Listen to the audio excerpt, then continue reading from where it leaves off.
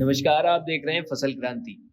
आज हमारे साथ महिलाओं को लेकर एफपीओ में जुड़ाव के साथ खेती किसानी में आगे बढ़ने को लेकर एक एफपीओ जो कि छत्तीसगढ़ के बस्तर में स्थित है। ये एफपीओ है भूमगादी महिला एफपीओ, जिसके संस्थापक है दीनानाथ राजपूत जी, जो कि हमारे साथ आज कॉल के माध्यम से जुड़े हुए हैं। सर का हम बहुत बहुत स्वागत करते हैं।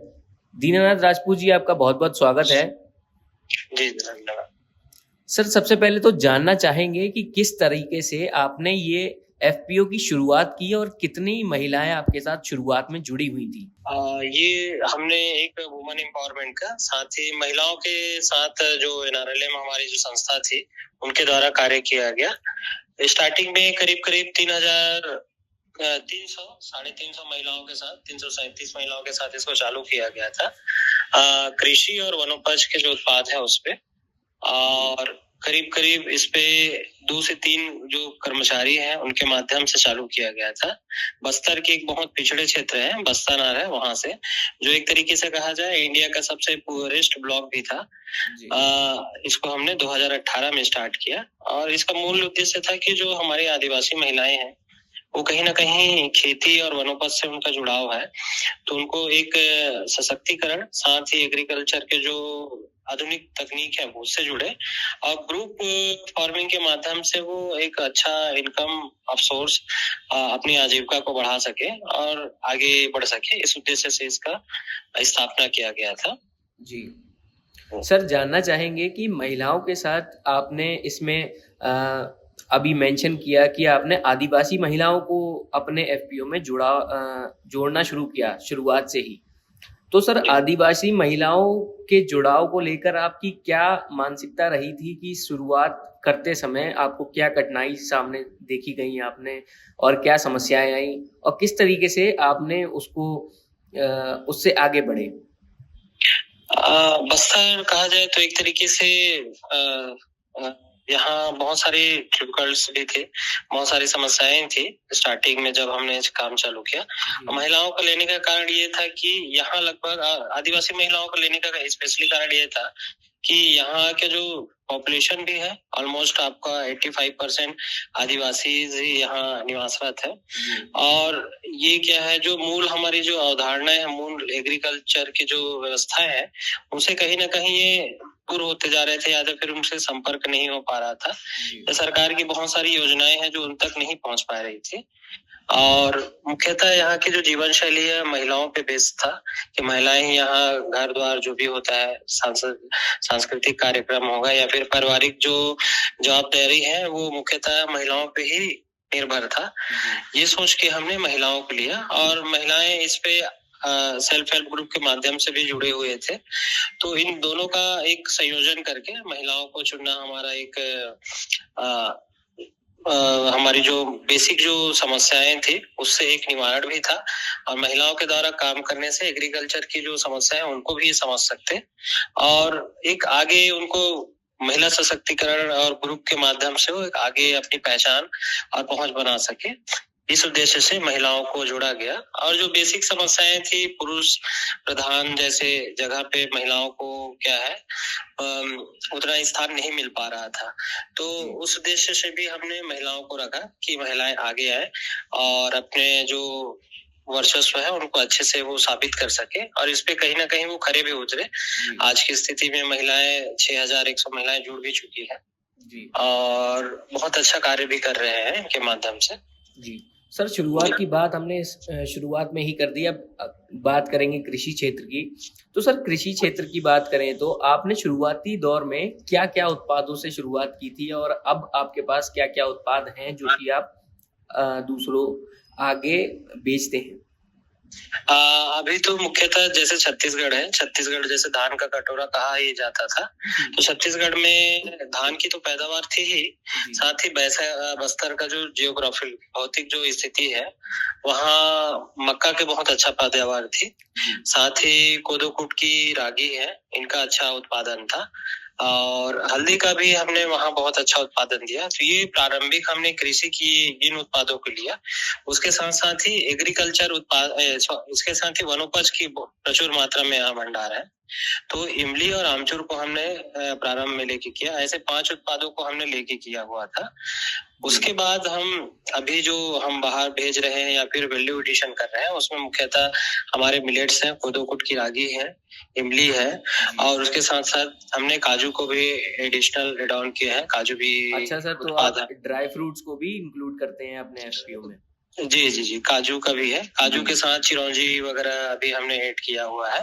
साथ ही हल्दी है, हल्दी के साथ तिखुर है, आरो रूट्स जैसे है, उड़द है, पल्सेस को भी हमने अभी ऐड किया है। ऐसे जो एग्रीकल्चर क्रॉप जो यहाँ प्रचुर मात्रा में है, और धान के साथ साथ हम कल्टीवेशन का भी तरीका लोगों में बदलाव लाने की सोच रहे हैं, ताकि पानी की व्यवस्था कम होने के कारण पानी का भी एक बचाव हो सके, और ऑर्गेनिक फार्मिंग की तरफ भी इनका बढ़ावा है, उसको अभी जोर दे रहे हैं। इसी उद्देश्य से हमने एक ऑर्गेनिक फार्मिंग के लिए भी एक एपीओ अभी नया जनरेट किया, जो टोटली अभी ऑर्गेनिक फार्मिंग पे ही काम कर रहे हैं। अच्छा सर, इसी के साथ हम जानना चाहेंगे कि आपने बताया कि आपका जो उत्पाद है वो बाहर तक आप भेजते हैं, तो सर ये बाहर का मतलब क्या है? मतलब कहाँ कहाँ आप भेजते हैं? छत्तीसगढ़ से बाहर भी भेजते हैं, विदेश भी जाते हैं। हमारे विदेशों में भी आपका उत्पाद जाता है? जी, वियतनाम वगैरह में हमने भेजा हुआ था इससे पहले कुछ, और हमारे मक्का भी हमने भेजा हुआ है, और मिलेट्स भी हमने ओमान जैसे क्षेत्र है वहां भेजा हुआ है, और आगे अभी भी हमारा इम्पोर्ट एक्सपोर्ट की चल ही रहे हैं दूसरे और कंट्रीज में। अभी इस पे अभी प्रपोजल्स दूसरे जगह से आए हैं, तो उस पे भी अभी हमारा बाहर भेजने का भी काम चल ही रहा है। साथ ही हमारा साउथ करीब है, छत्तीसगढ़ से कहा जाए तो साउथ रीजन में बहुत करीब क्षेत्र है, तो अधिक से अधिक उत्पाद हमारे साउथ रीजन में जाते हैं, और कुछ हमारे छत्तीसगढ़ के जैसे राजनांदगांव क्षेत्र है वहां जाते हैं। जी सर, आपने बहुत अच्छे उत्तर दिए। इसी के साथ सर मैं जानना चाहूंगा कि आपने एफपीओ की स्थापना की, सर इससे आपको सरकारी तौर पर या राज्य स्तरीय सरकारी तौर पर, केंद्र सरकार तौर पर आपको क्या लाभ मिले? काम की स्टार्टिंग में हमको सेंट्रल गवर्नमेंट और स्टेट गवर्नमेंट दोनों की ओर से सहायता मिली। एक वर्ल्ड बैंक प्लस एनआरएम के माध्यम से सहयोग मिला, उनके माध्यम से इस प्रोग्राम को आगे इनिशिएट किया गया। साथ ही डिस्ट्रिक्ट और स्टेट गवर्नमेंट है, उन्होंने भी हमारे काम को देखते हुए अप्रिशिएट किया, और अन्य बहुत सारी योजनाएं और उसके माध्यम से वित्तीय, मशीनरी, कौशल विकास, ऐसे बहुत सारे क्षेत्रों में भी उन्होंने हमको सहयोग प्रदान किया, और ये सभी के सहयोग से ही अभी बस्तर क्षेत्र में इस तरीके के विकास के कार्य हो रहे हैं। जी, बहुत अच्छे उत्तर दिए सर आपने। सर इसी के साथ हम जानना चाहेंगे, अगर किसी महिला किसान को, राज्य की महिला किसान को आपके साथ जुड़ना हो तो उसके लिए क्या करना पड़ेगा?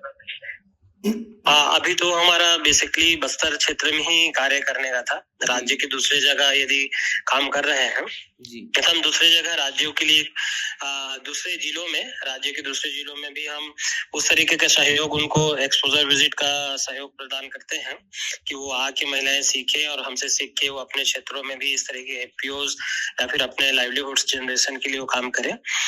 और हम दूसरे जगह भी और इवन राज्यों में भी हम अभी एक्सपोजर विजिट दे रहे हैं कि आके वो सीखे, और वहां भी हम उस तरह के निर्माण कार्य करने के लिए कोशिश कर रहे हैं। हमारा भी जो बेसिक कभी टारगेट जो जोड़ने का है, शेयर होल्डर जोड़ने का, केवल अभी बस्तर रीजन को ही हमने कवर किया है, और दूसरे जगह के जो है उनके लिए हम अलग से एपीओ क्रिएशन और उनको टेक्निकल सपोर्ट और अन्य जो चीजें हैं जो जानना सीखना है उसके लिए मदद जरूर कर रहे हैं। जी सर, बहुत अच्छा आपने बताया। सर इसी के साथ सर हम जानना चाहेंगे कि किस तरीके से सर आपका कृषि क्षेत्र में आगे का विजन है? बेसिकली मेरा ग्राउंड रूट ही एग्रीकल्चर रहा है। बचपन से ही मैंने कृषि और किसानों को जो होने वाली समस्याओं को बहुत करीब से देखा हुआ है, तो रुझान कहीं ना कहीं एग्रीकल्चर में था ही मेरा। ट्रेडिशनल खेती हमने किया हुआ है, जैविक खेती है, उस पर भी हमने बहुत शुरू से ही, तो घर में देखते हुए हमने कृषि को बहुत अच्छे से जाना था, उनकी समस्याओं को भी, किस तरह के मार्केट की दिक्कत होती है, इंटरमीडिएट रिस्क किस तरीके से किसानों पे हावी होते हैं, ये सारी चीजों को हमने जाना था। परंतु कहीं ना कहीं कहीं एक रहता है कि बच्चा आगे अच्छे से पढ़ेगा कि तो हम अच्छा टेक्नोलॉजी के क्षेत्र में हम इंजीनियरिंग की पढ़ाई वगैरह करने के लिए आगे चलेगा, परंतु जुड़ाव कहीं ना कहीं था ही। और स्टार्टिंग में भी हमने ग्रामीण विकास और एग्रीकल्चर के क्षेत्र में काम किया हुआ था। जी सर, मैं उसी पे आना चाह रहा था कि हमें जानकारी में पता लगा था कि आप पहले नौकरी करते थे, मतलब कहीं जॉब करते थे, जिसके बाद आपने एफपीओ की शुरुआत करी। तो सर आपका क्या विजन था नौकरी करते हुए? क्या आपको समस्याएं आ रही थी नौकरी में, और क्या एफपीओ को लेकर आपका विजन था जिससे आपने ये शुरुआत की, और आपको क्या मोटिवेशन मिला था? मैं स्टार्टिंग में सॉफ्टवेयर इंजीनियर में ही जॉब कर रहा था। उसको कहीं ना कहीं छुट्टियों में और ऐसे समर वेकेशन या फिर विंटर वेकेशन वगैरह है, उसमें बस्तर मेरा आना जाना क्षेत्र रहा ही है। तो वो उन लोगों को मैंने देखा कि कहीं ना कहीं हम एक अच्छे व्हाइट कॉलर जॉब में रहते हुए हम इन लोगों की मदद नहीं कर पा रहे हैं, क्योंकि मैं खुद एक ग्रामीण क्षेत्र परिवेश से हूँ। तो ये सोच के हमने उनको देख के कि उनको क्या समस्याएं हैं, उनको हमने फेस किया। और किसी ने कहा कि हमारे लिए भी इस तरीके से कुछ कार्य किया जाए कह के। तो इसी लक्ष्य से हमको गवर्नमेंट की ओर से एक योजना का पता चला।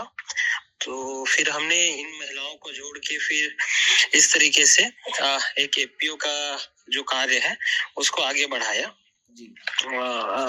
तो मोस्टली जो मोटिवेशन है ये बस्तर के जो ट्राइबल्स थे वो थे, और हमारा घरेलू परिवेश जो कृषि के क्षेत्र से हम थे, तो उसी से ही हमने दोनों से प्रेरणा लेके आगे इस तरीके से इस कार्य को आगे बढ़ाया।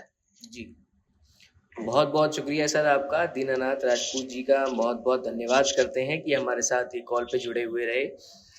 सर आपकी मेहनत और किस तरीके से आपने शुरुआत की एफपीओ की, इसकी हम सराहना करते हैं, और इसी के साथ हम आशा करते हैं कि कृषि क्षेत्र में आप ऐसे ही बढ़ोतरी करते रहें, और साथ ही महिलाओं को जोड़ते हुए उनको भी आगे बढ़ाएं।